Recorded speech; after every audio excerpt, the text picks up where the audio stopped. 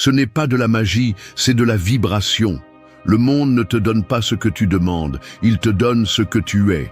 Tu peux prier, supplier, écrire des affirmations 1000 fois, mais si intérieurement tu vis dans le chaos, l'anxiété, la culpabilité ou le besoin, c'est exactement ce que tu vas continuer à attirer. L'univers n'écoute pas tes mots, il capte ta fréquence. Beaucoup veulent de l'argent sans discipline, de l'amour sans amour-propre, du succès sans effort, de la santé sans respect pour leur corps. Ils veulent tout, mais sans être rien. Et c'est pour cela qu'ils perdent tout, parce que l'extérieur ne soutient jamais ce que l'intérieur ne peut pas gérer. Tu attires ce qui est aligné avec ton identité, pas avec ton désir.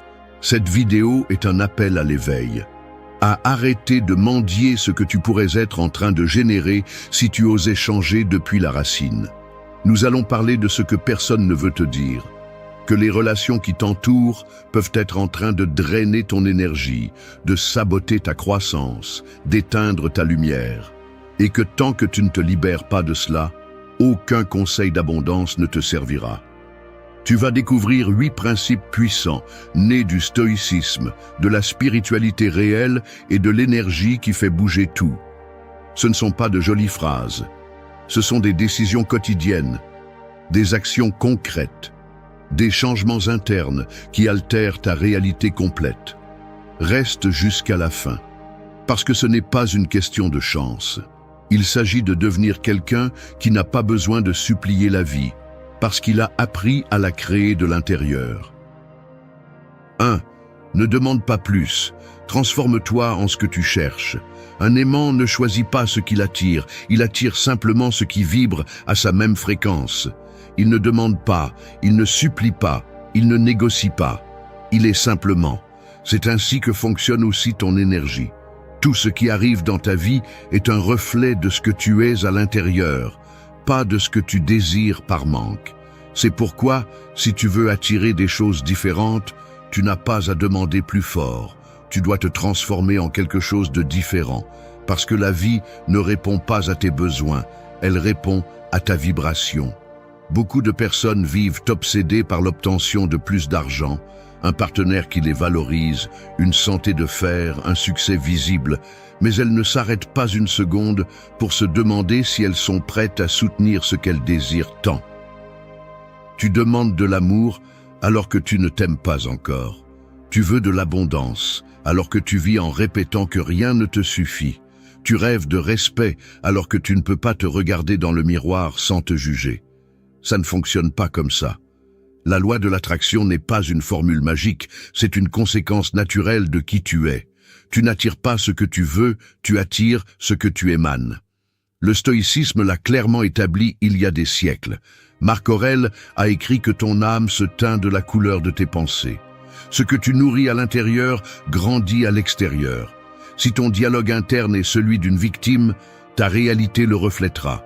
Si ton énergie est instable, tes liens le seront aussi. Si tu vis dans la peur, c'est ce que tu vas multiplier. Changer ta vie ne commence pas à l'extérieur, ça commence par ta façon de penser, de ressentir, de décider, d'agir. L'univers ne récompense pas ceux qui attendent, mais ceux qui se transforment. Tu veux attirer l'abondance ? Commence par te comporter comme quelqu'un d'abondant, non pas par arrogance, mais par confiance, par générosité, par discipline. Tu veux un partenaire sain ? Sois cette personne d'abord. Traite-toi avec respect, prends soin de tes émotions, apprends à être en paix seul. Tu veux la santé ? Arrête de maltraiter ton corps avec des excuses, avec des aliments qui t'éteignent, avec des routines qui t'épuisent. Chaque fois que tu réclames quelque chose que tu n'es pas prêt à cultiver de l'intérieur, tu sabotes ta propre expansion. Il ne s'agit pas de faire semblant, il s'agit de se transformer, de laisser derrière soi la version qui attend des miracles et de commencer à construire avec ce que tu as, avec ce que tu es aujourd'hui. Le premier pas pour attirer une nouvelle vie est de cesser de vivre comme si tu étais la victime de l'ancienne. Et cela demande une honnêteté brutale. Reconnaître ce qui ne fonctionne pas, ce que tu tolères, ce que tu remets à plus tard. Parce que personne ne devient sa meilleure version en restant accroché aux mêmes justifications qui le maintiennent dans l'immobilisme. Te transformer en ce que tu veux attirer n'est pas un jeu d'ego, c'est une décision spirituelle. Cela signifie aligner tes pensées avec tes actions, tes émotions avec tes décisions, ta routine avec ta vision. Tu ne peux pas attendre un résultat extraordinaire d'une identité faible. Si tu veux quelque chose de grand, tu dois être quelqu'un de grand. Et cela ne s'achète pas, cela se construit. La bonne nouvelle est que tu n'as pas besoin que quelqu'un te valide pour commencer. Tu n'as pas besoin d'avoir tout résolu, tu as juste besoin de volonté, de courage et d'un véritable engagement envers toi-même. Parce que quand tu changes, tout change. Quand tu deviens paix, tu attires la paix. Quand tu deviens puissance, tu attires la puissance. Quand tu deviens vérité, tout ce qui est faux tombe de lui-même. C'est le moment d'arrêter de regarder à l'extérieur et de commencer à te modeler de l'intérieur. Tu ne demandes pas par nécessité, tu attires par cohérence. Transforme-toi et le reste viendra de lui-même. 2. Choisis ta fréquence avant de réagir au monde. Chaque matin, en te réveillant, tu as deux options. Tu peux sortir dans le monde comme une feuille emportée par le vent ou comme un rocher solide au milieu de la tempête. L'une réagit à tout, se secoue à chaque changement, vit en fonction du climat. L'autre décide qui elle est avant que la journée ne commence, choisit sa fréquence et agit à partir de là, peu importe ce qui se passe à l'extérieur. C'est la différence entre vivre conditionné par l'environnement ou vivre avec un pouvoir intérieur. La plupart des gens vivent en mode automatique. Ils se lèvent et dès qu'ils ouvrent les yeux, ils sont déjà connectés à tout ce qu'ils ne peuvent pas contrôler. Les actualités, les réseaux, les messages, les problèmes des autres. Ils permettent au monde extérieur de dicter leur état émotionnel. Si tout va bien, ils sourient. Si quelque chose ne va pas, ils sombrent. Et ainsi passent les jours, sautant d'émotion en émotion, comme des marionnettes de la réalité. Ils ne comprennent pas que chaque réaction non contrôlée leur vole de la force, de la concentration, de la clarté. Le stoïcisme enseigne le contraire. Épictète disait que ce ne sont pas les choses qui nous perturbent, mais l'opinion que nous avons d'elles. Autrement dit, ce n'est pas ce qui se passe qui te détruit, c'est la façon dont tu décides de l'interpréter. Si tu ne choisis pas ta fréquence avant de te confronter au monde, le monde va t'imposer la sienne. Et c'est là que tu perds. Parce qu'au lieu de diriger ta vie, tu deviens l'esclave de tes impulsions et des circonstances. Les gens forts ne sont pas ceux qui ne ressentent rien, ce sont ceux qui décident d'où ils veulent agir. Celui qui veut la paix la cultive de l'intérieur avant que la journée ne l'exige. Celui qui veut le succès s'aligne sur son but avant que le chaos ne le détourne de sa route. Celui qui veut l'amour le pratique avec lui-même avant de l'exiger à l'extérieur. Cette fréquence ne se trouve pas, elle se construit. Ce n'est pas une émotion passagère, c'est une décision quotidienne. Choisir ta fréquence signifie arrêter de réagir comme un réflexe et commencer à répondre comme un choix. Cela signifie que, même si le monde crie, tu peux garder ton calme, que même si quelqu'un te provoque, tu choisis de ne pas baisser ton niveau, que même s'il y a du bruit, tu continues à écouter ton but. Non pas parce que tu es indifférent, mais parce que tu as appris à protéger ton énergie comme le bien le plus précieux que tu possèdes. Parce que c'est le cas.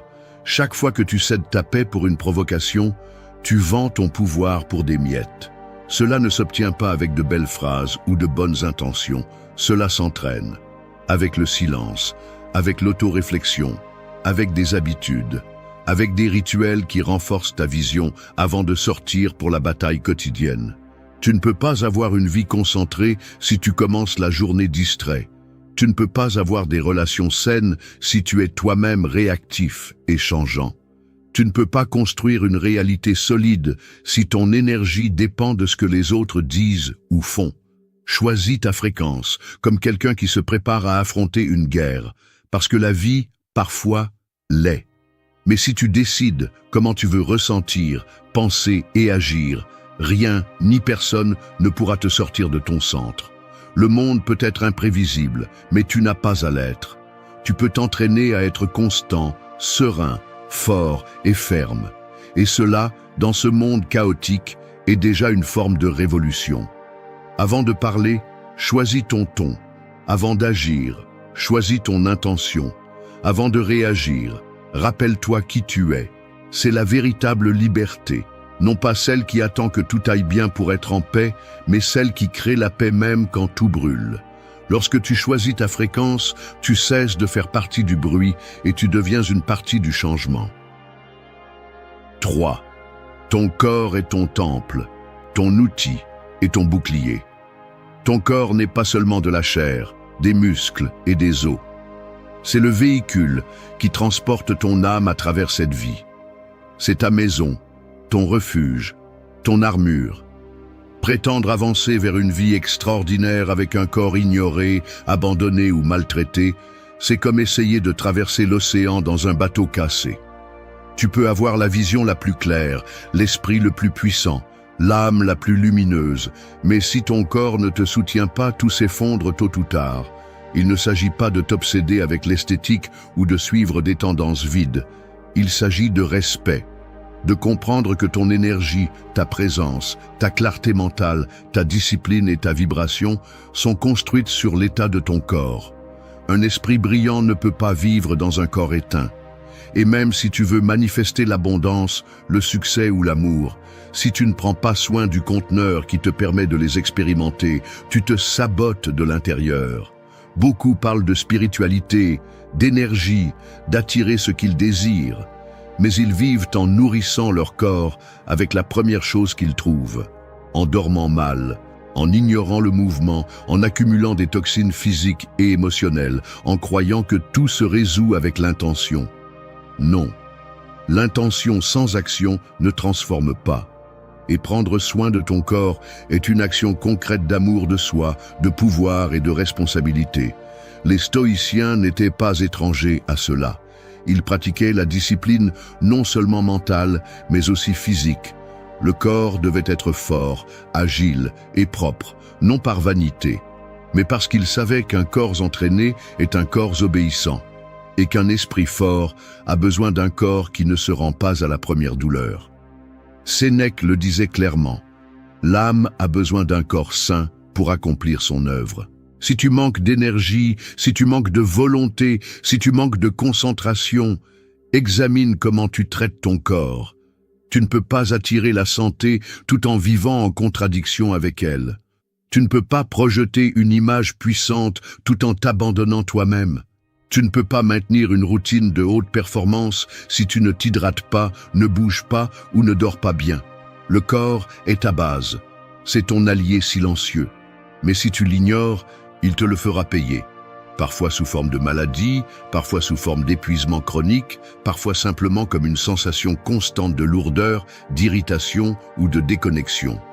Et le pire, c'est que beaucoup s'en rendent compte trop tard, quand ils ne peuvent plus, quand le corps s'effondre et demande ce qu'on ne lui a jamais donné. N'arrive pas à ce point. Commence à en prendre soin aujourd'hui, non pas par culpabilité, mais par conscience. Non pas par sacrifice, mais par l'intention claire de devenir quelqu'un capable de soutenir la vie qu'il veut construire. Manger mieux n'est pas une punition, c'est de l'amour. Dormir ce qu'il faut n'est pas de la paresse, c'est de l'intelligence. Bouger chaque jour n'est pas une charge, c'est un privilège. Tu n'as pas besoin de t'entraîner comme un athlète, ni de manger comme un gourou. Tu as juste besoin de prendre la responsabilité. Écoute ce que ton corps te dit depuis longtemps. Sois cohérent entre ce que tu demandes et ce que tu fais. Parce que si tu demandes de la force, commence par être fort dans l'essentiel. Si tu demandes de la vitalité, arrête de t'intoxiquer. Si tu demandes de l'équilibre, observe tes habitudes et nettoie ce qui ne s'ajoute plus. Ton corps est le vaisseau qui te mène à ta destination. S'il est faible, tu n'iras pas loin. Si tu en prends soin, si tu le renforces, si tu le respectes, aucune tempête ne pourra te couler, parce que tu seras prêt à affronter n'importe quel défi avec présence, clarté et détermination. Celui qui a un corps aligné avec son âme a déjà gagné la moitié du chemin. 4. Vis avec cohérence, même quand personne ne te regarde. Un bâtiment ne s'effondre pas parce qu'un jour il manque une brique. Il s'effondre parce que pendant des années, il a été construit sans plan solide, sans fondation solide, avec des matériaux de mauvaise qualité. Il en va de même pour une vie sans cohérence. Elle ne tombe pas d'un coup, elle se fissure en silence, chaque fois que tu décides d'être une chose devant les autres, et une autre quand personne ne te regarde. L'incohérence interne est une fissure qui au début semble inoffensive, mais qui tôt ou tard détruit tout. Vivre avec cohérence n'est pas une vertu décorative.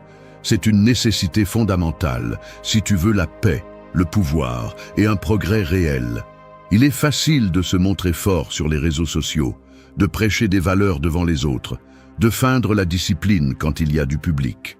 Mais ce qui construit réellement ton destin n'est pas ce que tu fais quand tout le monde te regarde, mais ce que tu décides quand tu es seul. C'est là que se forge la véritable identité, loin du jugement des autres et des applaudissements faciles. Les stoïciens l'avaient bien compris. Sénèque disait que l'âme se renforce quand elle se comporte de la même manière dans l'obscurité que dans la lumière. Parce que vivre avec des principes n'est pas suivre une mode spirituelle, c'est décider qui tu es sans tenir compte de l'environnement. Si tu dis que tu cherches l'abondance, mais que tu agis par manque, si tu parles de respect, mais que tu permets des liens qui te blessent, si tu exiges la loyauté, mais que tu n'es pas fidèle à toi-même, tout cela se remarque, même si tu penses le cacher. L'univers ne répond pas à ton masque, il répond à ton énergie réelle. Et l'énergie ne ment pas. Tu peux tromper les autres pendant un certain temps, mais tu ne peux pas tromper la vie. Si ta parole et ton action ne coïncident pas, si ton intention et ton comportement vont dans des directions différentes, la vie ne va pas t'ouvrir les portes que tu dis vouloir. Parce que les vraies portes ne s'ouvrent pas avec des apparences. Elles s'ouvrent avec la cohérence. Cela ne signifie pas la perfection. Cela signifie l'alignement. Personne n'attend de toi que tu sois impeccable tout le temps, mais bien que tu aies le courage d'être qui tu dis être, même quand personne ne t'exige de l'être.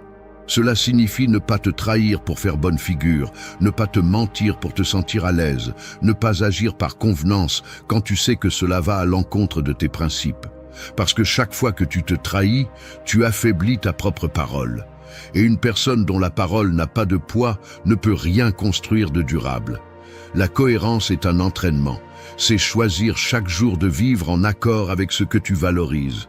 Même si c'est difficile, même si personne ne te voit, même si personne ne te récompense pour cela. Parce que la vraie récompense est la force que tu construis en toi, la confiance que tu sèmes en toi, le respect que tu gagnes avec toi-même.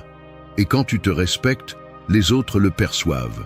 Les relations changent, les opportunités s'alignent, l'énergie que tu attires se transforme. Vivre avec cohérence te rend une personne inarrêtable.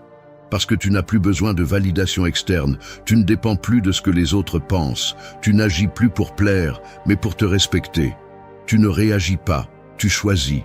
Tu n'imites pas, tu décides. Tu ne fais pas semblant, tu construis. Et ce type de force, même silencieuse, a un impact sur tout ce que tu touches. Le monde est plein de personnes qui disent beaucoup de choses, mais il y en a peu qui vivent ce qu'elles prêchent. Si tu veux des résultats réels, commence par être l'une de ces rares personnes. Non pas parce que quelqu'un te regarde, mais parce que tu sais qui tu es. Parce que tu tiens à vivre avec vérité. Parce que la cohérence, même si elle est parfois inconfortable, est la seule base solide pour soutenir une vie de but, de pouvoir et de plénitude. 5. Maîtrise ton intérieur et le chaos ne te touchera pas. Certaines personnes s'accrochent à la barre, même lorsque le bateau ne répond plus. Ils serrent plus fort, essaient de tourner la direction de force, s'épuisent à essayer de contrôler une mer qui ne se soumet pas à leur volonté. Ils ne comprennent pas que la vraie maîtrise n'est pas de gérer la tempête, mais de se gouverner eux-mêmes pendant que la tempête passe. L'eau ne peut pas être domptée, mais ton tempérament peut te soutenir jusqu'à ce que le ciel s'éclaircisse. Celui qui vit obsédé par le contrôle de tout ce qui est externe perd le contrôle de lui-même. Plus tu essaies de forcer ce qui ne dépend pas de toi, plus tu génères d'anxiété. Le désir de tout avoir sous ton contrôle est une illusion qui finit par t'asservir. Les gens, les temps, les résultats, les émotions des autres, rien de tout cela n'est entre tes mains. Mais ton focus, ton attitude, tes décisions, ta capacité à t'adapter et à agir depuis ton centre le sont. Épictète l'a bien dit, certaines choses dépendent de toi, d'autres non. Et si tu ne fais pas cette distinction chaque jour, tu finiras par gaspiller ta force sur ce que tu ne pourras jamais changer. Tu te frustres parce que quelqu'un n'agit pas comme tu l'espères. Tu te mets en colère parce que les circonstances ne correspondent pas à tes plans. Tu t'épuises parce que tout semble échapper à ton contrôle. Mais ce n'est pas le monde qui est mal, c'est ton focus qui a besoin d'un changement. Le vrai pouvoir commence quand tu arrêtes de poursuivre l'incontrôlable et que tu commences à te construire de l'intérieur. Tu ne peux pas contrôler si une relation se termine, mais tu peux décider de ne pas te détruire avec elle. Tu ne peux pas contrôler l'opinion des autres, mais tu peux travailler sur la valeur que tu te donnes à toi-même.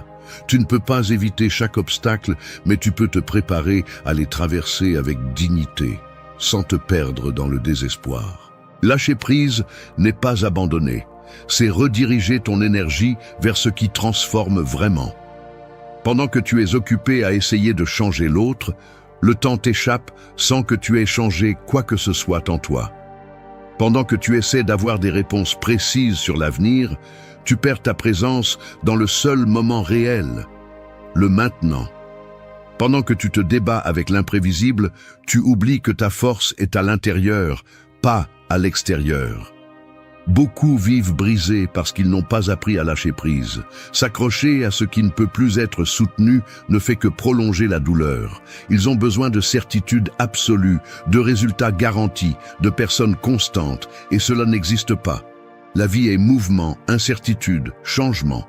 Mais cela n'est pas une menace si tu as une base solide. Et cette base n'est pas construite à l'extérieur, elle est cultivée à l'intérieur. Lâche la nécessité de contrôler tout le monde. Lâche le désir d'avoir toujours raison. Lâche l'attente que le monde s'adapte à tes désirs. Et commence à t'occuper de ton caractère, de ton esprit, de ton énergie. Pendant que tu te concentres sur ce que tu peux maîtriser, tes habitudes, ta discipline, ta façon de penser et de ressentir, tout le reste perd son pouvoir sur toi. Le véritable contrôle ne consiste pas à avoir tout parfait. Il consiste à rester calme pendant que le chaos s'installe, à agir avec clarté pendant que les autres réagissent avec peur, à avancer avec fermeté pendant que le chemin se désorganise. Le contrôle n'est pas dans ce que tu tiens fermement, mais dans ce que tu peux lâcher avec sagesse. Car celui qui maîtrise son intérieur ne sera jamais victime de l'extérieur. Quand tu comprendras cela, tu n'auras pas besoin de contrôler le monde. Il te suffira de te contrôler toi-même. Et à partir de ce centre, de cet équilibre, tout le reste devient gérable. Ce qui te semblait impossible devient sans importance. Ce qui te pèse aujourd'hui perd son poids. Parce qu'il ne s'agit plus de ce qui se passe à l'extérieur, mais de qui tu as choisi d'être à l'intérieur. 6. Purifie ton énergie des plaintes, des reproches et des excuses. La rivière cristalline peut se transformer en marais si elle n'est pas nettoyée. Peu importe la force du courant, si l'eau est pleine de boue, de branches et de débris, sa force stagne, sa beauté se perd, sa vie s'éteint. Il en va de même pour ton énergie. Tu peux avoir du talent, de bonnes intentions, des objectifs clairs, mais si tu portes des plaintes, des reproches et des excuses, tu vas stagner. Car ces déchets émotionnels ne contaminent pas seulement ce que tu fais, ils bloquent aussi ce que tu attires. Se plaindre est l'une des habitudes les plus destructrices qui existent. Cela semble inoffensif, mais chaque fois que tu le fais, tu renforces ton impuissance. Chaque plainte est un message direct à ton esprit qui dit « Je ne peux pas changer cela ». La répétition le transforme en croyance, et la croyance en destin. Il ne s'agit pas d'ignorer les problèmes, mais d'arrêter de les nourrir avec ta voix. Parler du problème encore et encore ne le résout pas, il ne fait que l'enraciner davantage en toi. La culpabilité, en revanche, est une encre invisible. Elle te lie au passé, t'empêche d'avancer, te fait porter des poids que tu ne peux plus changer. Si tu as fait quelque chose de mal, répare ce que tu peux, apprends la leçon et continue à marcher. Mais traîner la culpabilité comme une identité ne fait que user ton estime de toi et te laisse coincé dans un cycle d'auto-punition. La culpabilité sans action n'est qu'un poison lent qui ronge l'âme de l'intérieur. Et les excuses sont le déguisement élégant de la peur. Quand tu dis « je n'ai pas le temps, je ne sais pas comment, c'est comme ça que je suis », ce que tu dis vraiment c'est « je ne suis pas prêt à affronter le changement ». Les excuses semblent logiques, mais elles sont ennemies de la croissance. Elles te donnent une sortie rapide à court terme, mais à long terme elles te condamnent à vivre en dessous de ton véritable potentiel. Les stoïciens étaient radicaux à ce sujet. Ils ne perdèrent pas de temps à se lamenter, à blâmer ou à se justifier. Ils comprenaient que la seule chose que tu peux contrôler est ta réponse. Si quelque chose a mal tourné, ils apprenaient. Si quelque chose les blessait, ils y faisaient face. Si quelque chose les dépassait, ils acceptaient avec dignité. La pureté de leur énergie venait de leur capacité à ne pas s'accrocher au bruit interne. Ils ne portaient pas plus que nécessaire. Ils ne nourrissaient pas l'esprit avec des déchets émotionnels. Purifier ton énergie est une décision quotidienne. Cela ne se produit pas une fois, et c'est tout. Chaque jour, tu auras des raisons de te plaindre, de te blâmer ou de t'excuser. Mais chaque jour, tu as aussi la possibilité de choisir une réponse différente, de changer le langage avec lequel tu parles de toi, d'assumer la responsabilité sans te punir, de prendre des décisions inconfortables mais nécessaires pour avancer plus légèrement. Tu ne peux pas construire une vie puissante avec une énergie sale. Si tu veux de la clarté, nettoie ton esprit. Si tu veux de la force, nettoie ton cœur. Si tu veux de la concentration, nettoie tes paroles. Ce que tu ne nettoies pas s'accumule. Et ce qui s'accumule finit par te contrôler. Commence par t'observer. Fais attention à comment tu parles, comment tu penses, ce que tu répètes. Et chaque fois que tu remarques une plainte, un reproche ou une excuse, remplace-la par une action, par une décision, par une vérité. Purifier n'est pas une faiblesse, c'est une force. C'est avoir le courage de lâcher ce qui ne sert plus, même si c'est en toi. C'est arrêter de vivre en réagissant et commencer à vivre en choisissant. C'est comprendre que ton énergie est ton atout le plus précieux et que la protéger n'est pas de l'égoïsme, c'est de l'intelligence. Parce que lorsque tu nettoies ton intérieur, tout autour de toi commence à s'organiser. Et cet ordre ne vient pas de l'extérieur. Il naît de ta décision de t'élever au-dessus de ce qui te retenait auparavant. 7. Vise aujourd'hui comme la personne que tu veux devenir. Le sculpteur ne commence pas par la forme, il commence par le bloc. Personne ne voit ce qu'il voit au début. Pour les autres, c'est juste une pierre.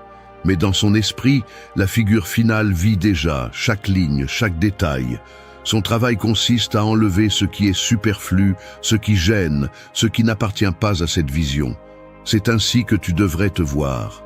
Comme une œuvre en cours, guidée par une image claire et puissante de qui tu peux devenir, même si le monde ne le voit pas encore. La plupart des gens ne vivent pas avec une vision. Ils vivent en réaction.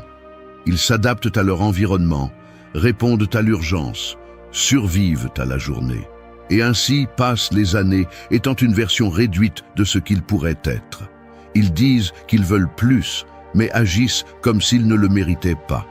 Ils attendent que la vie les transforme, sans réaliser que le changement commence lorsqu'ils agissent comme s'ils étaient déjà la personne qu'ils rêvent d'être.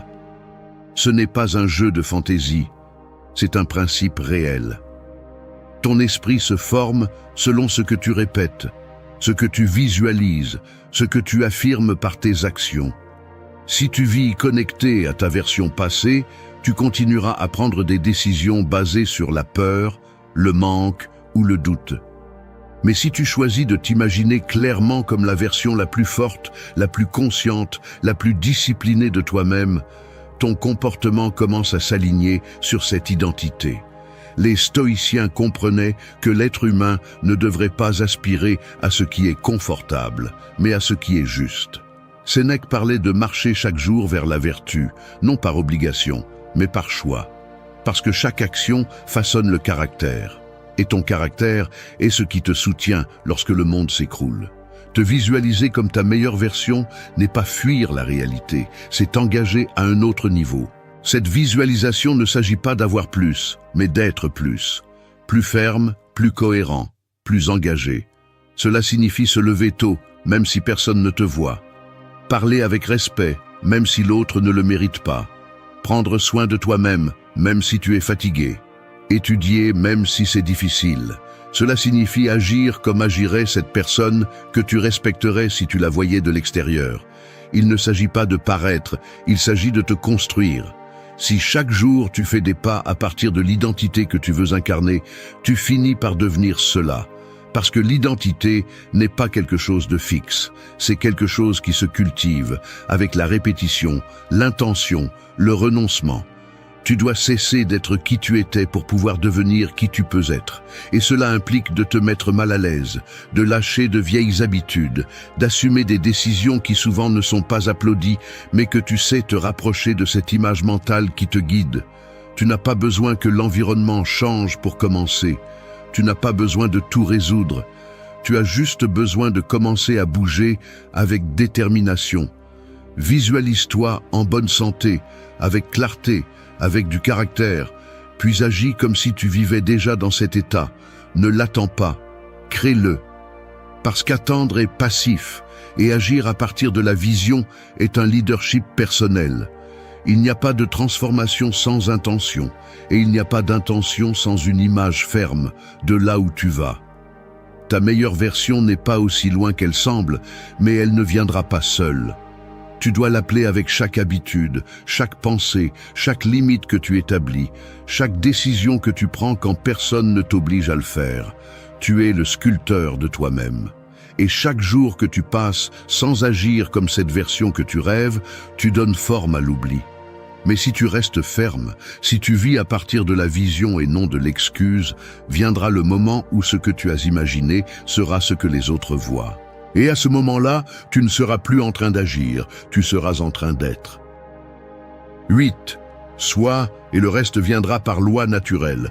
Un soleil n'a pas besoin de demander la permission pour briller. Il ne sort pas pour convaincre le ciel. Il ne discute pas avec les nuages. Il ne supplie pas pour être reconnu. Il est simplement. Et en étant, il transforme tout autour de lui. Il éclaire, donne la vie, rythme les jours.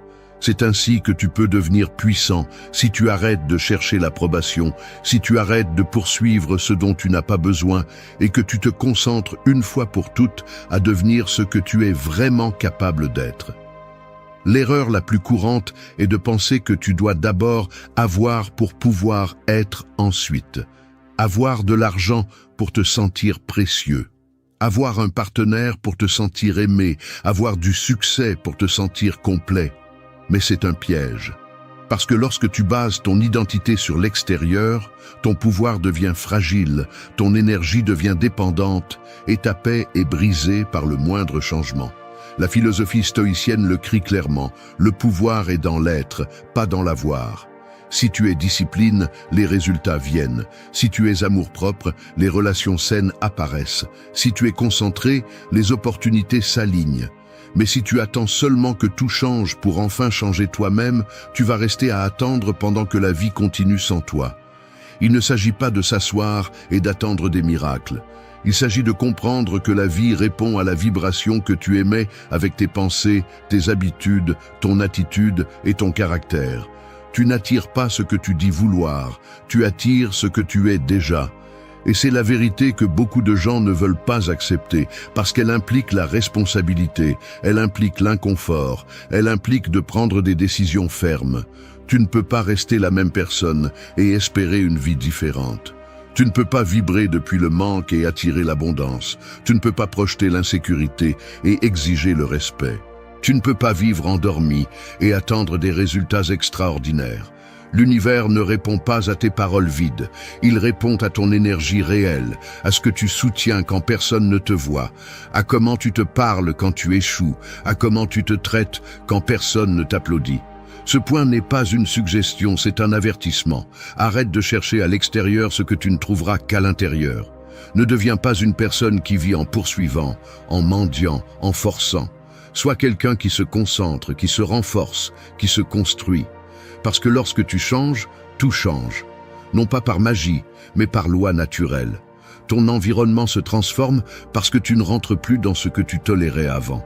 Rappelle-toi tous les jours, quand tu es, le reste arrive. Non pas par chance, mais parce que ton énergie commence à être si claire, si ferme, si cohérente, que ce qui ne va pas avec toi tombe tout seul, et ce qui va avec toi trouve son chemin. Tu n'as pas besoin de poursuivre l'amour, le respect, le succès, la santé. Tu as besoin de les incarner. Tu as besoin de refléter dans ta façon de vivre la vie que tu dis vouloir. C'est ce qui boucle la boucle.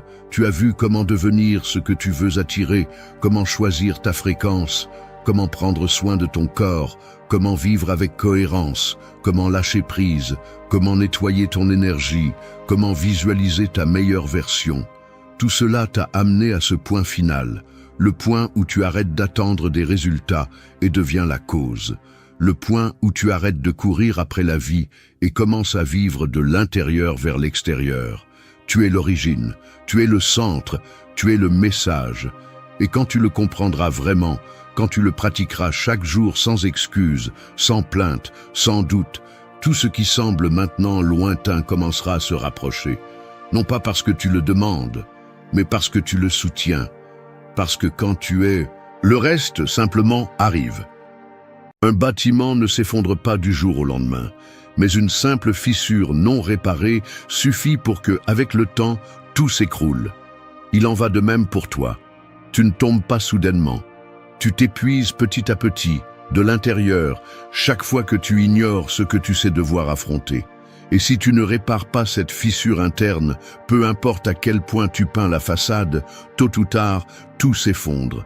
Ce n'est pas un discours de motivation vide, c'est une confrontation directe, parce que le véritable changement ne commence pas lorsque le monde t'applaudit, mais lorsque tu en as assez de vivre en mode automatique, portant des blessures que tu aurais déjà dû cicatriser, répétant des schémas qui te laissent stagner, prétendant que tu vas bien quand tu sais au fond de toi que ce n'est pas le cas. La transformation personnelle profonde n'est pas de la magie, ni une inspiration momentanée. C'est une guerre mentale, c'est de la discipline émotionnelle, c'est te reconstruire brique par brique depuis le silence. Depuis la façon dont tu penses, la façon dont tu te parles, l'énergie que tu projettes, les décisions que tu prends quand personne ne te voit. Cette vidéo ne vient pas te dire que tout ira bien, elle vient te dire que rien n'ira bien si tu continues à laisser ton esprit être ton geôlier. Si tu ne maîtrises pas tes pensées te maîtriseront. C'est ainsi que ça fonctionne, et celui qui ne veut pas le comprendre, qu'il continue à fuir. Mais tu n'es pas ici pour continuer à fuir.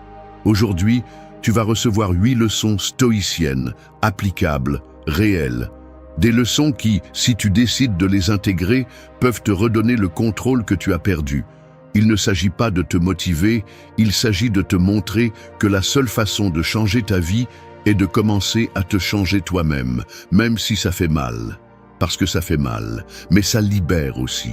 Ceci est pour celui qui est prêt à se reconstruire, non pas à partir de l'ego, mais à partir de l'essence, à partir de la maîtrise interne. Et si c'est toi, écoute attentivement, parce que ce qui vient n'est pas doux, c'est nécessaire. 1. Marche comme si tu étais déjà celui qu'on ne voit pas encore. Un arbre n'attend pas d'être grand pour avoir des racines profondes. Dès la première pousse, il agit déjà comme ce qu'il va être, ferme, constant, silencieux, mais inarrêtable. Tu devrais faire de même. Parce que si tu continues à marcher comme la version faible que tu ne veux plus être, peu importe combien tu rêves de changer, tu resteras le même. Personne ne se transforme en attendant que le monde le valide d'abord. La transformation commence lorsque tu agis à partir de ce qui n'est pas encore visible, mais qui vit déjà en toi. Marcher comme si tu étais déjà celui que tu veux être n'est pas de la prétention. C'est s'engager envers ta vision intérieure. C'est bouger avec posture, avec détermination, avec intention. C'est choisir de ne plus te comporter comme la version qui doute, qui rampe, qui se cache. Parce que chaque pas que tu fais à partir de cette ancienne mentalité renforce le personnage qui te retient. Et cela doit mourir si tu veux avancer. Tu sais exactement comment marche, comment pense, comment réagit et comment s'exprime la personne que tu veux être. Le problème est que tu attends de te sentir prêt pour commencer à te comporter ainsi. Mais cela n'arrivera jamais. Tu ne te sentiras jamais assez si tu ne te permets pas d'agir comme si tu l'étais déjà. Pourquoi? Parce que l'identité ne se trouve pas, elle se construit. Et elle se construit à travers le mouvement. Marcher comme si tu étais déjà cette version future est un acte de rébellion contre ton esprit conditionné. C'est te regarder dans le miroir et te voir différemment, même lorsque la réalité ne le confirme pas encore. C'est soutenir ta colonne vertébrale, même si tu trembles encore à l'intérieur. Parce que tu sais que si tu continues à attendre d'être bien pour agir différemment, tu vas attendre toute ta vie. Les stoïciens ne parlaient pas d'imaginer des futurs, ils parlaient d'incarner la vertu maintenant. Pas demain, pas quand les circonstances s'améliorent, maintenant. Parce que la seule chose que tu contrôles est ce moment. Alors, si tu sais déjà qui tu veux être, commence à le démontrer. Ne l'annonce pas, ne l'explique pas. Vis-le simplement. Commence à parler plus clairement. Marche avec assurance. Ne baisse pas la tête devant des personnes qui n'ont aucune autorité sur ta vie. Prends en charge tes paroles, ton énergie, ta présence. Parce que chaque petit acte renforce une identité. Et tu décides laquelle tu nourris. Celle du toi faible qui attend la permission, ou celle du toi fort qui a déjà choisi de grandir. Ce n'est pas de l'arrogance, c'est de la cohérence. Ce n'est pas de la prétention, c'est de l'anticipation. C'est te permettre de vivre à partir de la vision, pas du passé. Parce que si tu continues à agir à partir de ce que tu as été, tu continueras à créer ce que tu connais déjà. Mais si tu agis à partir de ce que tu vas être, tu commences à construire ce que tu n'as jamais eu. Alors lève-toi, respire, redresse ta posture, parle moins et écoute plus. Regarde dans les yeux. Arrête de te justifier, arrête de te rétrécir. Tu n'as pas besoin que personne ne le voie encore. Tu sais ce que tu fais. Marche comme si tu étais déjà celui qu'on ne voit pas encore. Parce que si tu ne le fais pas d'abord, personne ne le fera pour toi. Quand tu comprendras vraiment, ta vie ne se sentira plus jamais pareille, parce que tout change quand tu changes d'abord. 2. Si ta voix intérieure ne te pousse pas, change-la. L'esprit peut être comme un couteau. Il peut te couper ou te libérer. Tout dépend de la façon dont tu l'utilises. Et beaucoup de gens passent leur vie avec une voix intérieure qui ne guide pas, mais qui punit, qui n'inspire pas, mais qui sabote. Une voix qui, chaque fois que tu essaies d'avancer, murmure des doutes, de la peur, de la culpabilité, de la honte. Et le pire, c'est que la plupart des gens ne la remettent même pas en question. Ils la croient, ils lui obéissent, ils la normalisent. Mais cette voix qui te fait couler n'est pas toi. C'est un vieil enregistrement. Une programmation inconsciente formée par des années de critiques, d'échecs, de peurs étrangères, de commentaires qui t'ont marqué. C'est un mélange de ton passé, pas une expression de ton pouvoir présent.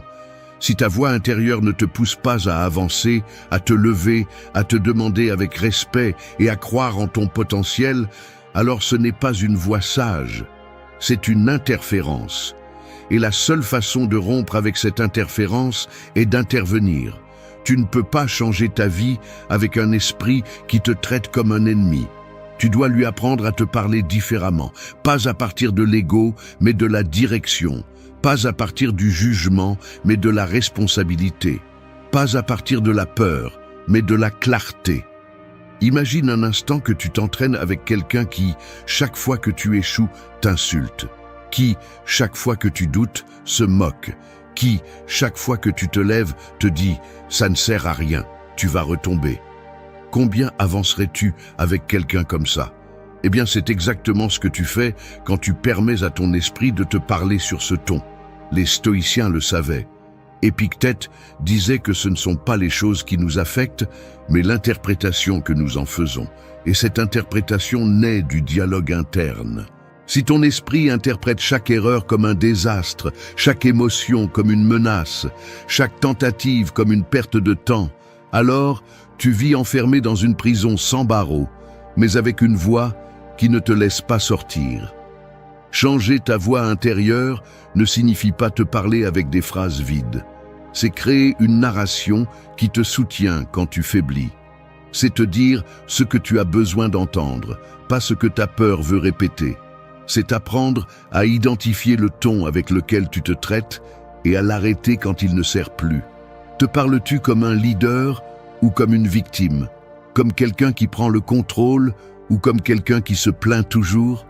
Ton dialogue interne te rappelle-t-il ta direction ou ne fait-il que répéter tes échecs? Commence par remarquer cette voix. Écoute-la attentivement. Et chaque fois que tu te surprends à te parler comme tu ne parlerais même pas à ton pire ennemi, arrête, respire, change-la, remplace-la par quelque chose que te dirait la version de toi qui a déjà surmonté cette étape. Parle-toi comme si tu étais quelqu'un de précieux, parce que tu l'es. Tu n'as pas besoin d'attendre d'arriver pour te traiter avec respect. Tu as besoin de te traiter avec respect pour pouvoir arriver. Et si aujourd'hui tu sens que ton esprit est ton pire ennemi, souviens-toi de ceci. Tu peux le réentraîner. Tu peux construire une voix intérieure qui ne te tire pas vers le bas, mais qui te pousse. Mais cette voix n'apparaît pas toute seule. Elle se crée. Elle s'entraîne. Elle se répète jusqu'à ce qu'elle devienne ta nouvelle normalité. Si ta voix intérieure ne te pousse pas, change-la. Parce que si tu ne le fais pas, personne ne le fera pour toi. Et alors, tu resteras prisonnier d'un esprit qui ne fait que répéter ce qu'il a appris à craindre. Tu n'es pas ici pour avoir peur. Tu es ici pour transformer. Commence par la façon dont tu te parles. 3. Vise ta victoire avant que le monde ne la confirme. Un sculpteur n'attend pas que la pierre devienne d'elle-même une œuvre d'art. Il la voit déjà, même lorsque personne d'autre ne le fait.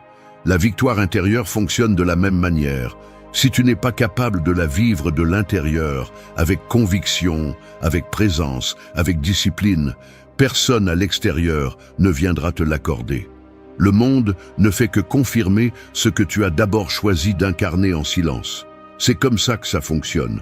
Tu le vis d'abord, ensuite cela se voit. Mais le problème, c'est que la majorité fait tout à l'envers. Ils attendent de se sentir en sécurité pour agir avec confiance. Ils attendent de réussir pour avancer avec détermination. Ils attendent d'être reconnus pour se croire capables. Ils attendent des résultats pour se traiter en gagnant. Et ainsi, les années passent, en attendant, en cédant leur pouvoir à l'extérieur, à l'imprévisible, à ce qu'ils ne contrôlent pas. Tu n'as pas besoin que le monde t'applaudisse pour commencer à agir avec grandeur. Tu dois d'abord y croire toi-même. Parce que si tu ne peux pas soutenir ta valeur quand personne ne te voit, tu ne pourras pas non plus la soutenir quand tout le monde la verra. Le vrai succès ne naît pas du bruit. Il naît du caractère, de cette force intérieure qui te dit « continue ». Même s'ils ne voient rien, même s'ils ne comprennent pas, même si tu n'as aucune garantie. Vivre ta victoire est une attitude. C'est te lever chaque jour et te comporter comme quelqu'un déjà engagé dans son processus, pas comme quelqu'un qui dépend de l'humeur du moment. Parce que si tu as besoin que tout se passe bien pour avancer, alors tu ne maîtrises encore rien. Mais si tu peux rester ferme même quand tout est incertain, alors tu as déjà gagné. Parce que tu ne renonces pas. Et attention, cela ne signifie pas délirer sur un futur idéal. Il ne s'agit pas d'imaginer des châteaux en Espagne. Il s'agit de vivre de manière cohérente avec tes valeurs, ta vision, ton but, de te comporter avec la même dignité maintenant que lorsque tout ira bien. Parce que si tu n'as pas de respect pour toi dans l'ombre, tu n'en auras pas non plus quand viendra la lumière. Marc Aurèle disait que l'âme se renforce quand elle n'a pas besoin de témoins. C'est là la clé. Tu es le témoin principal de ta propre vie. Et si toi, tu ne valides pas ton effort, si toi, tu ne te prends pas au sérieux, pourquoi attendre que les autres le fassent? Personne ne confirmera ce que tu n'as pas affirmé en premier. Vivre ta victoire, c'est aussi cesser de mendier l'approbation. C'est arrêter d'expliquer tes rêves à ceux qui ne sont pas capables de les comprendre. C'est protéger ton énergie comme si tu étais déjà la personne que tu es destiné à devenir. Parce que si tu vis comme quelqu'un qui doute encore, le monde te traitera comme quelqu'un qui n'a pas décidé. Mais si tu vis comme quelqu'un qui s'est déjà choisi, même le rejet te renforce. Réfléchis à cela. Et si tout ce que tu attends qu'il se passe dépendait du fait que tu commences à agir comme si c'était déjà en train d'arriver? Et si ta nouvelle vie avait besoin de te voir prêt avant de se présenter? Ce n'est pas de l'arrogance, c'est de la préparation, c'est de l'alignement, c'est déclarer par tes actions que tu es prêt, même si tu n'as pas toutes les réponses. Car celui qui vit sa victoire avant de l'avoir crée le chemin que d'autres n'osent pas encore emprunter. Alors, ne t'invente plus d'excuses, n'attends plus d'être validé. Choisis d'avancer comme quelqu'un qui se possède déjà, parce que lorsque ta victoire devient ta manière de vivre, le monde n'a plus d'autre choix que de s'adapter. Tout commence là, là où tu choisis d'y croire avant que les autres y croient. 4. N'interprète pas un rôle, incarne ton essence. Un acteur peut tromper tout le monde, sauf lui-même. Il peut apprendre le script, maîtriser les gestes, provoquer des émotions chez les autres. Mais à la fin de la journée, quand le rideau tombe, il sait qu'il faisait semblant. Et toi, combien de fois par jour fais-tu tomber le rideau avec toi-même? Combien de ce que tu fais est réel? Et combien n'est qu'un jeu pour t'intégrer, ne pas déranger, être accepté? La majorité ne vit pas. Elle joue un rôle, elle s'adapte à l'environnement comme un caméléon qui oublie sa couleur d'origine. Elle change le ton de sa voix, sa façon de parler, ses opinions, voire ses désirs, juste pour plaire, pour s'intégrer, pour éviter le rejet. Mais vivre ainsi, ce n'est pas vivre, c'est se trahir. C'est construire une identité empruntée et oublier qui l'on est vraiment. Quand tu interprètes un rôle trop longtemps, tu finis par croire que ce rôle, c'est toi. Et c'est là que le vrai problème commence. Parce que tu te perds, tu te déconnectes de ton essence. Tu commences à vivre une vie façonnée par les attentes des autres, et non par ta vérité. Et le plus tragique, c'est que tu ne t'en rends même pas compte, jusqu'au jour où dans le silence, tu ne reconnais plus qui tu es. L'essence n'a pas besoin d'applaudissements. Elle ne cherche pas à impressionner. Elle ne crie pas, ne rivalise pas, ne ment pas. Elle est, simplement. Mais pour y accéder, tu dois avoir le courage d'enlever les masques, de cesser de jouer, de supporter l'inconfort qu'implique le fait d'être authentique dans un monde qui célèbre le superficiel. Sénèque disait que l'âme se blesse en prétendant être ce qu'elle n'est pas. Et il avait raison. Chaque fois que tu fais semblant d'aller bien, alors que ce n'est pas le cas, chaque fois que tu acceptes ce que tu ne veux pas, chaque fois que tu souris pour ne pas déranger, tu éteins une partie de toi. Tu dis « Ma vérité ne mérite pas d'être montrée ». Et cela te brise de l'intérieur. Mais incarner ton essence n'est pas facile, ce n'est pas confortable, parce que cela implique de te confronter à toi-même. Cela signifie arrêter de jouer pour commencer à vivre depuis le centre, depuis ce que tu ressens vraiment, ce que tu penses, ce que tu crois. Cela implique de décevoir certains, d'en déranger d'autres et de lâcher tout ce qui ne résonne pas avec toi. Mais cela implique aussi la liberté, parce qu'il n'y a rien de plus puissant que de marcher dans la vie sans avoir besoin de jouer un rôle. Commence par t'observer. Quand es-tu vraiment toi-même? Quand joues-tu un rôle? Qui essaies-tu d'impressionner et pourquoi? Quelle partie de toi caches-tu pour ne pas perdre quelque chose qui, en réalité, ne te comble même pas? Tu n'as pas besoin d'être parfait, tu dois seulement être vrai. Tu n'as pas besoin d'être aimé de tous, tu dois seulement être cohérent avec toi-même. Parce que lorsque tu vis depuis ton essence, tu attires ce qui t'est réellement destiné. Le reste s'écroule de lui-même. Et oui, parfois ça fait mal, mais cela guérit aussi. Quand tu choisis de ne plus interpréter de rôle, tu te libères d'un poids qui n'a jamais été le tien. Tu commences à parler avec plus de clarté, à bouger avec plus d'assurance, à respirer sans peur. Ton énergie change, ta présence a de l'impact, et ton chemin s'aligne. Parce que tu ne gaspilles plus ta force à maintenir une image. Tu utilises cette force pour te construire de l'intérieur. Alors regarde-toi avec honnêteté. Lâche le personnage, ressens l'inconfort. Et ensuite, décide avec fermeté de vivre depuis ton centre. Pas pour être parfait, mais pour être vrai. Parce que le monde n'a pas besoin de plus de masques. Il a besoin de plus de personnes qui osent incarner leur essence, sans permission, sans peur, sans script. C'est là que commence la véritable transformation, là où tu cesses de jouer et commences à exister. 5. Abat les idées qui te retiennent. Une cage n'a pas besoin de barreaux d'acier pour te garder à l'intérieur. Il suffit d'une idée mal semée. Il suffit que tu penses que tu ne peux pas, tu ne vaux rien, ce n'est pas pour toi, ou c'est comme ça et c'est tout. Et le plus dangereux, c'est que ces idées ne crient pas. Elles murmurent, elles ne s'imposent pas, elles se normalisent, elles se camouflent en vérité absolue. Et toi, sans t'en rendre compte, tu finis par construire toute ta vie autour d'elles. Beaucoup de personnes ne sont pas piégées par la réalité, elles sont piégées par leur façon de penser. Elles ne vivent pas selon ce qu'elles désirent, elles vivent selon ce que leur esprit leur permet. Et si ton esprit est rempli de croyances héritées, de blessures non résolues ou de mots que quelqu'un t'a dit quand tu étais vulnérable, alors tu ne décides pas. Tu répètes. Les idées qui te retiennent ne sont pas évidentes. Parfois, elles se déguisent en prudence, en humilité, en réalisme. Mais si derrière cette humilité, il y a de la peur, si derrière cette prudence, il y a de la résignation, alors ce n'est pas une idée sage, c'est une prison mentale. Et personne ne viendra te libérer de celle-ci si tu ne le fais pas d'abord. Pense à ceci. Combien de fois ne t'es-tu pas risqué à cause d'une phrase qui se répète dans ta tête depuis des années? Je ne suis pas assez. Je vais sûrement échouer. Il est trop tard pour moi. Qui t'a dit ça? Et pourquoi continues-tu à le répéter comme si c'était une loi?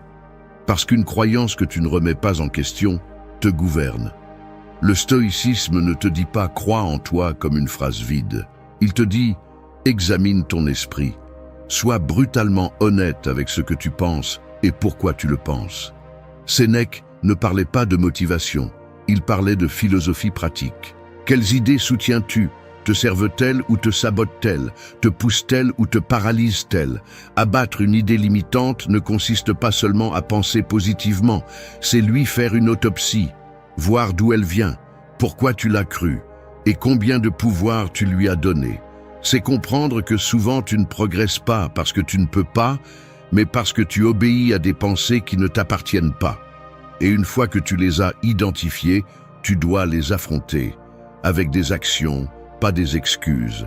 Parce que ce sont seulement dans l'action que les croyances limitantes sont démenties. Si tu penses que tu n'es pas discipliné, prouve-le en étant constant. Si tu penses que tu n'es pas capable de tenir un objectif, tiens-le même si ton âme tremble. Parce que les idées ne s'éteignent pas avec des mots, elles sont détruites par des actes. Chaque fois que tu fais quelque chose que ton esprit disait que tu ne pouvais pas, tu brises une chaîne. Chaque fois que tu agis selon ta vérité et non selon la peur, tu retrouves la liberté. Et chaque fois que tu remets en question ce que tu prenais pour acquis, tu ouvres un espace pour te reconstruire à un nouveau niveau de conscience. Abattre des idées n'est pas confortable, parce que cela implique de lâcher des identités. Cela implique d'accepter que tu as eu tort, que tu as gaspillé des années à croire des choses fausses. Mais cela implique aussi du pouvoir, parce que si cette idée n'était pas vraie, alors tu peux maintenant en choisir une nouvelle.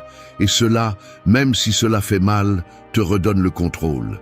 Alors regarde-toi en face, détecte quelles idées continuent à dicter tes décisions. Écris-les si nécessaire, lis-les à haute voix. Et ensuite, en pleine conscience, décide si tu vas continuer à leur obéir ou si tu vas commencer à les démolir, une par une. Tu n'es pas ce qu'on t'a appris à croire, tu es ce que tu oses remettre en question. Et si tu as le courage d'abattre les idées qui te retiennent, tu découvriras que la plupart de tes limites n'ont jamais été réelles.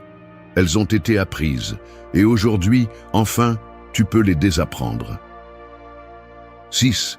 Fais en sorte que chaque petit geste construise ton futur toi.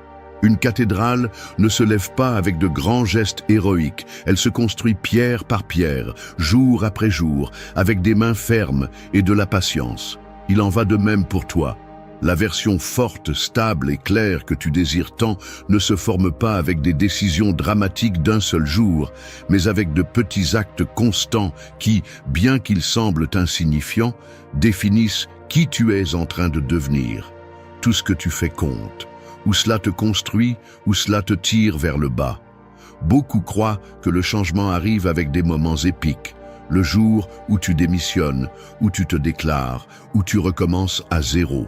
Mais non, le vrai changement se cache dans l'invisible, dans ce que tu fais quand personne ne te regarde. Si aujourd'hui, juste aujourd'hui, tu choisis d'agir comme la personne que tu dis vouloir être, même si personne ne le remarque, même si tu n'as pas envie, même si personne ne te récompense pour cela. Le piège est d'attendre le moment idéal pour commencer, parce qu'il n'y a pas une telle chose. Le futur toi que tu désires n'apparaîtra pas soudainement. Tu es en train de le sculpter maintenant, en ce moment, dans la façon dont tu réponds à la mauvaise humeur, si tu laisses le lit fait, si tu tiens parole envers toi-même, si tu choisis de t'entraîner même si tu es fatigué. Si aujourd'hui tu décides de nourrir ton esprit au lieu de te perdre dans les distractions. Marc Aurèle le disait sans détour, « Ce que nous faisons maintenant, en ce moment, définit le reste de notre vie. » Et il avait raison. Chaque petit geste que tu répètes façonne ton identité.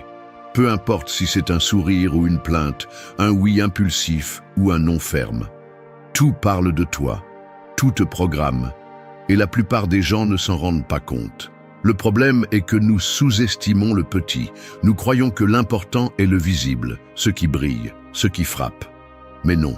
Le futur toi se construit avec la discipline de l'invisible, avec la cohérence dans le quotidien, avec les décisions silencieuses qui ne génèrent pas de likes, mais qui génèrent du caractère.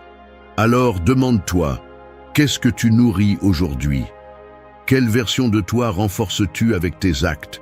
Parce que si chaque petit geste est une pierre, tu décides si tu construis une forteresse ou une prison. Tu décides si ce que tu fais te rapproche de ce que tu veux être ou renforce ce que tu ne veux plus être. Et non, il ne s'agit pas de t'obséder avec chaque mouvement. Il s'agit de conscience, d'être éveillé, de comprendre qu'il n'y a rien de neutre, que chaque fois que tu choisis la discipline plutôt que le confort, tu envoies un message à ton esprit. Je suis quelqu'un en qui on peut avoir confiance. Que chaque fois que tu choisis le respect de ton énergie plutôt que de plaire à tout le monde, tu renforces ton centre. Et que chaque fois que tu choisis la vérité plutôt que l'apparence, tu nourris ton essence. Fais le simple, fais le petit, mais fais le réel. Bois de l'eau au lieu du café si tu es déjà anxieux. Lève-toi 5 minutes plus tôt pour commencer sans hâte. Éteins le téléphone quand tu sais que tu as besoin de silence. Élimine une excuse. Respire avant de répondre. Regarde dans les yeux. Corrige ta posture. Dis non quand tu veux dire non. C'est aussi de la transformation. N'attends pas demain pour commencer à devenir qui tu sais déjà que tu peux être. Tu n'as pas besoin d'une grande révolution. Tu as besoin de 1000 petites décisions alignées. Parce qu'au final, tu n'es pas ce que tu prévois. Tu es ce que tu pratiques. Alors aujourd'hui, même si cela semble peu, fais-le avec intention. Parce que chaque petit geste, répété avec discipline, te rapproche, pas à pas, de ce futur toi que tu ne désires pas seulement, mais que tu mérites. 7. Ne réagis pas, respire et reprends le contrôle. L'esprit est comme un cheval sauvage. Si tu ne l'entraînes pas, il t'emporte. Si tu le domines, il t'emmène loin. Mais quand tu réagis sans réfléchir, quand tu réponds à l'impulsion et non à la conscience, ce que tu fais, c'est lâcher les rênes et laisser ce cheval courir à toute allure, te menant directement au regret. Et c'est ce que beaucoup font. Ils vivent en réagissant à un mot mal dit, à un message mal interprété, à une situation inattendue. Ils s'énervent, crient, se vexent, s'accélèrent, et après, quand la poussière retombe, ils se sentent vides, coupables, frustrés, parce qu'ils savent qu'ils n'étaient pas eux qui ont agi, C'était leurs blessures, leurs peurs, leur ego. Mais tu n'es pas ici pour continuer à répéter ce schéma. Tu es ici pour apprendre à freiner, à reprendre le contrôle, parce que celui qui réagit dans le désordre donne le pouvoir à l'autre. Et celui qui respire avant d'agir devient maître de lui-même. Tu n'as pas besoin de répondre à tout. Tu n'as pas besoin de gagner chaque discussion. Tu n'as pas besoin de prouver quoi que ce soit. Tu as besoin de présence. Et la présence naît lorsque tu respires avant de permettre à quelque chose d'extérieur d'entrer dans ton système et de te déstabiliser. Épictète disait que ce n'est pas ce qui se passe qui t'affecte, mais ce que tu décides de penser à ce sujet. Et cette pensée, cette interprétation, naît à la seconde exacte entre le stimulus et la réponse. Là, juste là, c'est là que tu peux tout changer. Si tu respires, si tu te tais un moment, si tu observes au lieu de réagir, alors tu as une véritable chance d'agir avec maîtrise et non avec impulsion. Beaucoup de gens confondent maîtrise avec répression. Mais il ne s'agit pas d'avaler ce que tu ressens. Il s'agit de ne pas laisser ce que tu ressens te contrôler. C'est une différence énorme, parce que celui qui avale tout explose tôt ou tard. Et celui qui se laisse emporter par tout détruit des relations, des opportunités et sa propre paix. Mais celui qui respire, traite et décide calmement, celui-là entraîne son pouvoir. Imagine que chaque réaction que tu ne contrôles pas est comme donner une partie de ton énergie.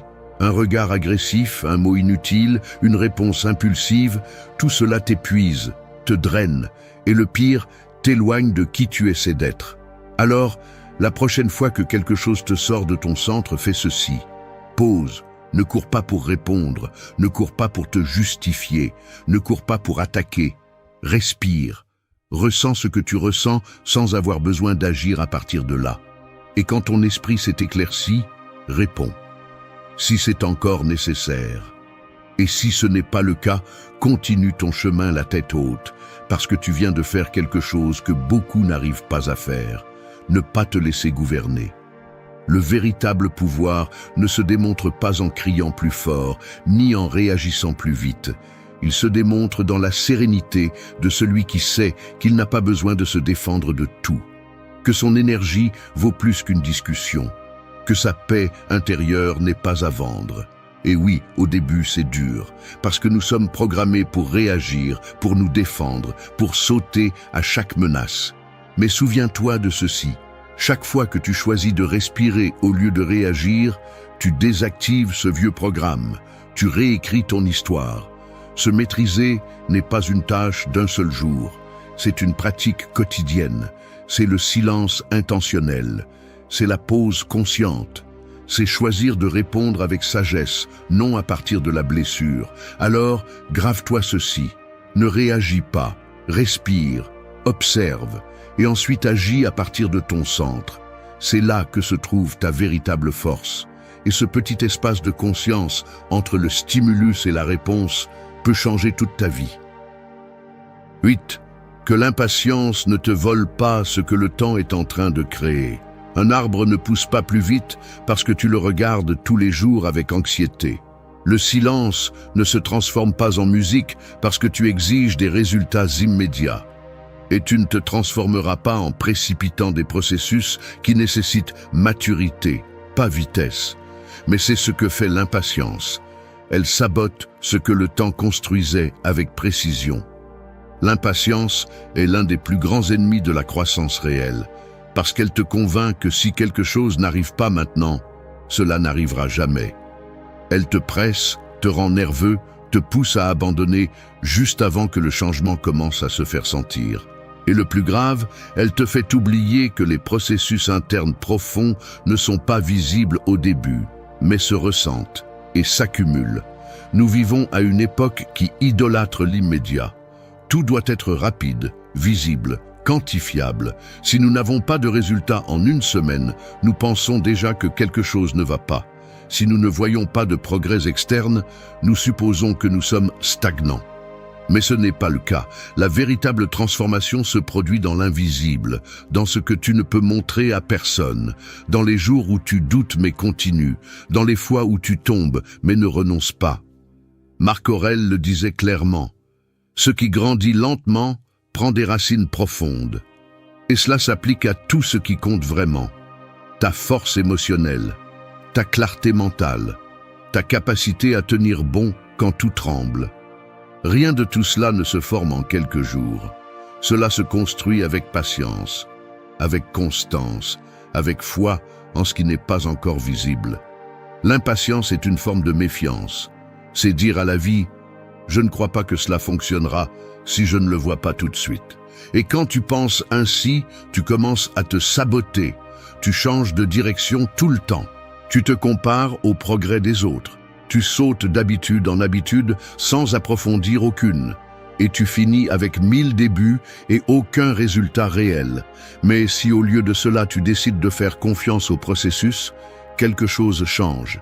Tu deviens plus fort, plus solide. Tu commences à valoriser le travail silencieux. Celui qui n'a pas d'applaudissements, mais qui a des racines. Parce que tu comprends que tout ce qui est construit avec patience se soutient avec puissance. Et tout ce qui est obtenu à la hâte s'effondre facilement. Le problème n'est pas que tu avances lentement. Le problème est que tu crois que aller lentement est égal à ne pas avancer. Parce que chaque jour que tu choisis ton processus, même si tu ne vois pas un grand changement, tu brises l'inertie du passé. Tu démontres que tu n'es plus quelqu'un qui abandonne facilement. Et cela vaut plus que n'importe quel résultat rapide. Cultiver la patience est un acte de pouvoir. C'est te rappeler que l'important n'est pas combien il te reste, mais combien tu es engagé dans le chemin.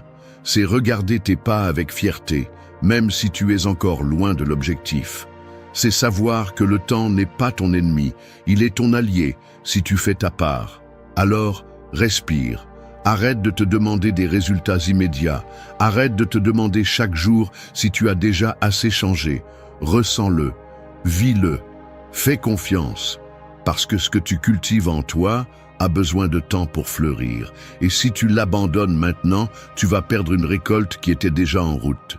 La transformation n'est pas pour les anxieux, elle est pour les constants. Pour ceux qui comprennent que chaque jour où tu répètes le geste correct, tu construis quelque chose qui en vaut la peine. Alors, ne te précipite pas, ne te sabote pas, ne laisse pas l'impatience te voler ce que le temps est en train de créer avec sagesse. Ton moment viendra si tu ne pars pas avant.